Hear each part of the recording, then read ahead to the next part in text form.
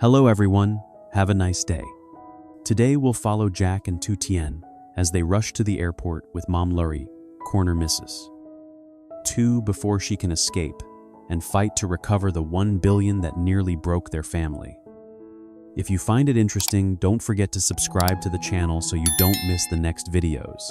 The airport departure board blinked like a heartbeat that wouldn't slow down. Flights, gates, times, now boarding.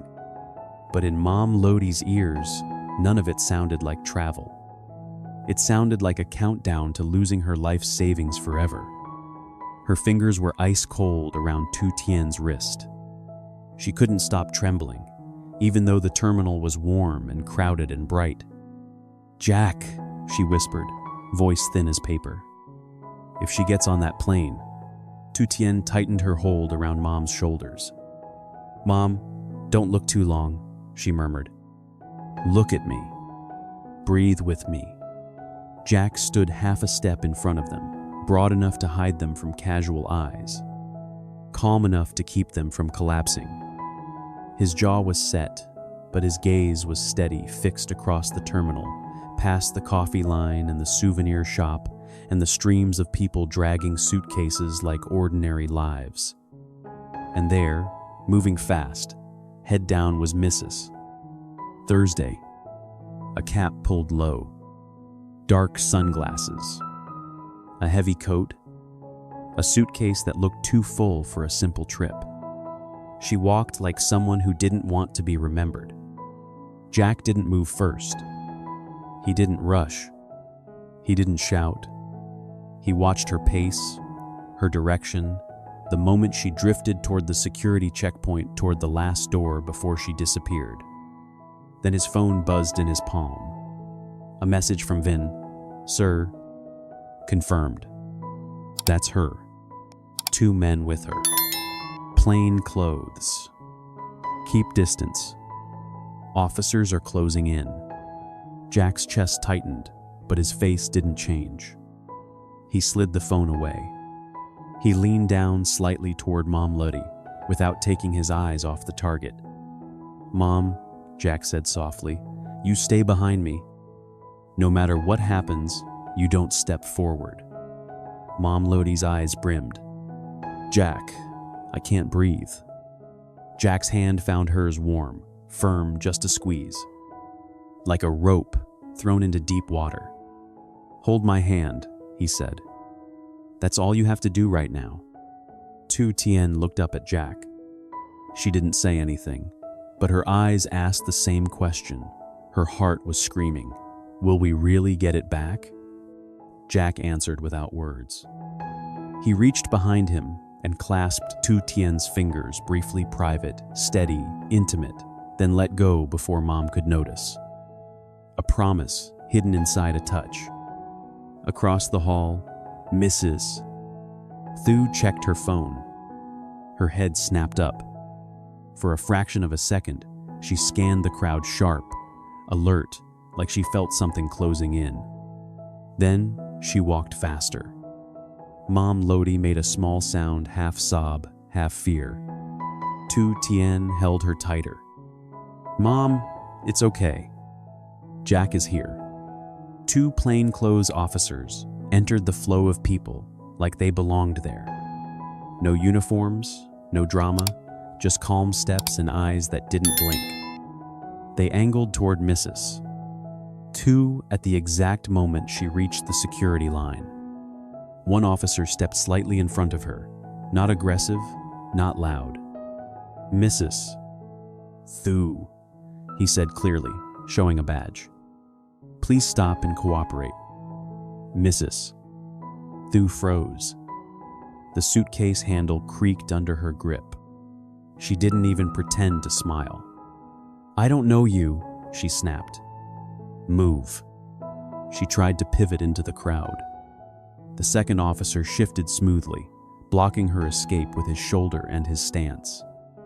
"You are requested to assist in an investigation related to fraud and illegal appropriation of assets," he said. "Please, cooperate." For 1 second, Mrs. Thu's face cracked. and Mom Ludi saw it. Not guilt. No regret. Calculation. Mrs. Thu yanked her suitcase and bolted sideways. Jack reacted instantly, his arm sweeping back like a barrier. Tu Tien, he said sharply, hold Mom. Tu Tien wrapped both arms around Mom Lodi and pulled her back behind the column. Mom's body shook so hard, Tu Tien could feel it through her own bones. Jack, Mom Lue gasped. Jack didn't chase. He didn't need to. He watched the line of movement like a chessboard. The officers were faster. They caught Mrs. Thu's arm, turned her, and pinned the escape with practiced control. No punching, no blood. Just the sound of shoes on polished floor, suitcase tipping, wheels squealing. Mrs. Thu struggled once, just enough to attract attention, then lifted her voice to weaponize the crowd. You're making a mistake, she shouted. I'm innocent, people stared. Phones lifted. The terminal paused in curiosity. Mom Lodi's knees nearly gave out. That's her, she whispered, voice cracking. That's her. Tu Tien pressed her forehead against Mom's temple. Mom, don't go forward. Please. Jack turned his head just enough to check their eyes soft for 1 second, then turned back, all steel again. The handcuffs clicked shut. That metallic sound cut through the airport noise like a final period. Mrs. Thu's shoulders stiffened. Her lips parted, but nothing came out that could save her now. One officer picked up the suitcase and placed it upright beside her. Ma'am, he said, you will come with us. Mrs. Thu's eyes flicked to the departure board, now boarding, then to the security line she would not cross. Mom Lodi began to cry, not loud yet, but deep, like air leaving a punctured chest. Tu Tien held her, shaking too. Jack walked back to them slowly, controlling his pace so Mom wouldn't feel the world spinning. He crouched beside her and took her hands. Mom, he said, voice low and steady, she's not leaving. Mom Lodi looked up at him, tears streaming. But my money? She whispered. My 1 billion? Jack didn't promise the ending yet.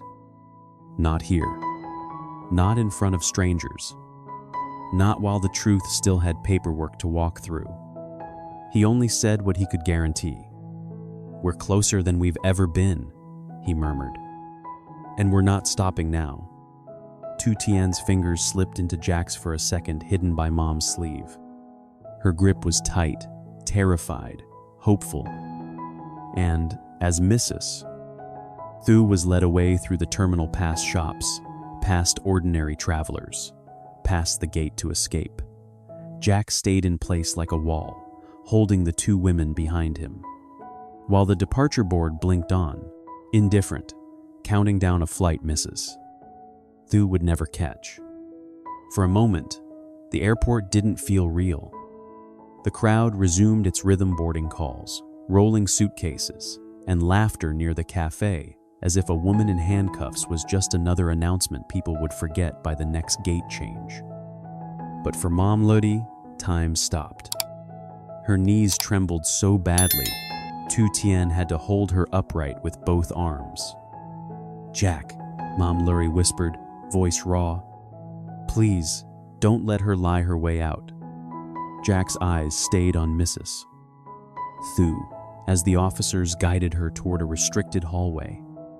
He didn't look away until the last second, until the door closed and the escape route disappeared. Then, he turned back to his mother and lowered himself to her level. Mom, he said softly, look at me. Not the hallway. Me. Mom Lodi's eyes were wet, wide, terrified, like the arrest was only the beginning of her fear, not the end. Will I get it back? She asked, the words shaking. Tell me the truth. Jack held her hands in both of his, thumbs pressing slowly, grounding her. "The truth," he said, "is that getting it back depends on where the money went. But the truth is also this: now she can't run. Now the trail has a body attached to it." Tu Tien swallowed hard. "And if she already moved it?" Jack's jaw tightened. "Then we follow the chain. Banks, transfers, accounts, every hop." His phone buzzed again.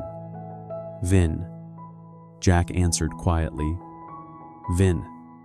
"Sir," Vin said, fast but controlled. "Officers have her. The suitcase is secured. I'm outside the terminal entrance. Do you need me to come in?" Jack glanced at Mom Lurie, then at Tu Tien. "No," Jack said. "Stay outside. If anything happens, you're our eyes." "Yes, sir." Jack ended the call and stood. "We're going to the office," he said. "We give the officers everything again, clean and complete. No emotion, just facts." Mom Lodi flinched at the word emotion, like it was a weakness she had already been punished for. Tu Tien tightened her hold. "Mom, it's okay to cry, but let Jack speak for you right now." The officers returned a few minutes later, leading them toward a small security office away from the crowd. The hallway felt colder, quieter, like the airport had a second heart behind the scenes. Inside, fluorescent lights buzzed. A desk, a file, a laptop, the sound of official reality. Mrs. Thu sat across from two officers, her sunglasses removed. Without them, her eyes looked smaller, still sharp, still trying to calculate. Mom Lodi saw her and shook violently. "That's her," Mom Lodi choked. "That's the one who called me sister." "Mrs." Thu's lips curled into something almost like a smile, then quickly flattened. "Sister Loie," she said, sweet and soft, "you're misunderstanding. I was going to return it." Jack cut through her like a blade. "Stop," Jack said calmly. The word landed heavy. "Even Mrs." Thu blinked. Jack placed printed receipts on the desk. Then screenshots. Then message transcripts. "Here is the transfer record," Jack said. 1 billion. Multiple transfers. Recipient name not matching. Here are the messages urging urgency and the week of no contact. "Mrs." Thu's gaze flicked over the papers. Her shoulders tightened. One officer opened the suitcase in front of her. Procedure, not punishment. Inside, envelopes, documents, and bundles that made the room go silent for a beat. Mom Lodi's breath caught. Tu Tien's hand flew to Mom's back, steadying her.